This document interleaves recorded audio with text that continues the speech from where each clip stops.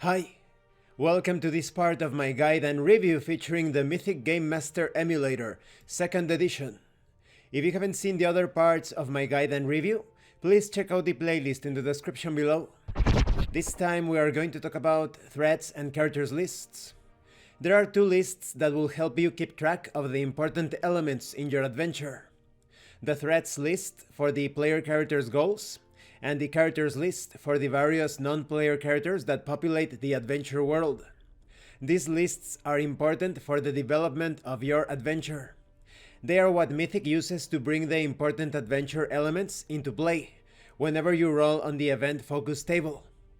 If you get the event focus of non-player character action for a random event, for example, then you would roll on the characters list to see which non-player character was acting, while getting the result of move toward a thread would call for a roll on the threats list to see which thread you'd be making progress on.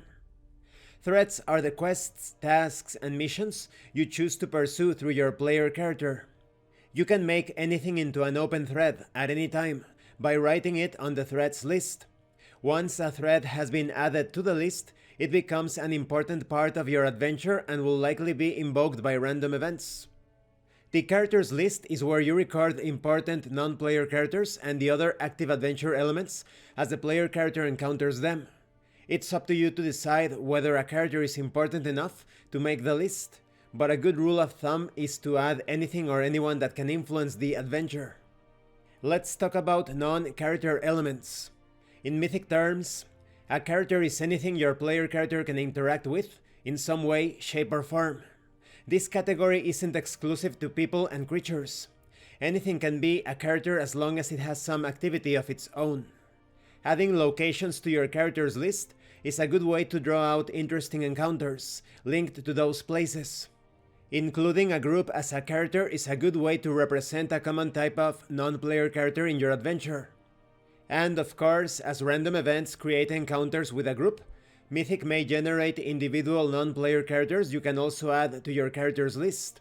This is a great way to introduce a general class of characters to your adventure that becomes more detailed with specific non-player characters as you play. Much like locations, objects can act on their own to make good characters, so they could represent adventure opportunities as well. Adding non-character elements to the characters list is a judgment call on your part. It is recommended to consider whether adding the non-character element will enhance your adventure. Likewise, it's your choice whether to add traditional non-player characters to the list when they show up in your adventure. In the end, deciding what should be an active element in your adventure comes down to expectations and your own desires. Adding events to the characters list, especially before your adventure begins, is a great way to seed your adventure with desired situations without knowing exactly when or how Mythic will add them in. This helps you make sure you have the kind of adventure you want, while still maintaining a level of surprise. Lists are updated during the bookkeeping phase at the end of a scene, with anything you didn't add during play. This is when you decide which characters in the scene were important enough to add to the characters list and whether anything stands out as a goal you want to add to the threats list. It's also important to consider that the start of a new adventure leaves you faced with a pair of stark, blank lists. These lists will gradually fill with threats and characters as the adventure unfolds. But the first scene presents you with a unique opportunity to jumpstart the process and make your lists a little less lonely. Maybe you have certain goals you want to achieve, or non-player characters you want to encounter, or maybe you are importing threats and characters from previous adventures as part of an ongoing series. Regardless of your reasons, you can start your adventure with any elements you want already on your lists. Another way to pre-build your lists is with the creation of your first scene. No matter which strategy you go with, inspired idea, random event, meaning tables, etc., you can use elements from your opening prompt to seed your lists before you start playing. If, for example, you were using the inspired idea of your psychic character journeying into the astral realm in search of their missing friend, you could put "Find my friend" as a threat and "Lost friend" on the characters list.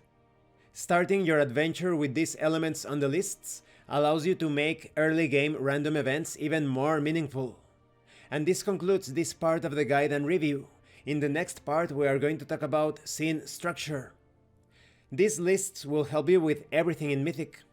If you need characters, events, places, objects to use as reference when you are generating results by asking yes or no questions, or by generating random events and meanings, you just need to look to these lists. And of course you need to update these lists. As characters come and go, as you find places and leave places, as you obtain objects and lose objects, these lists are going to change throughout the adventure and the campaign. Thank you for watching this part of the guide and review, and thank you for your likes and your comments. If you have any questions or comments, please let me know. And thank you so much to those of you that are going the extra mile to support the channel. If anyone else wishes to further support the channel, the information on how to do that will be in the description below. Once again, thank you, and see you later.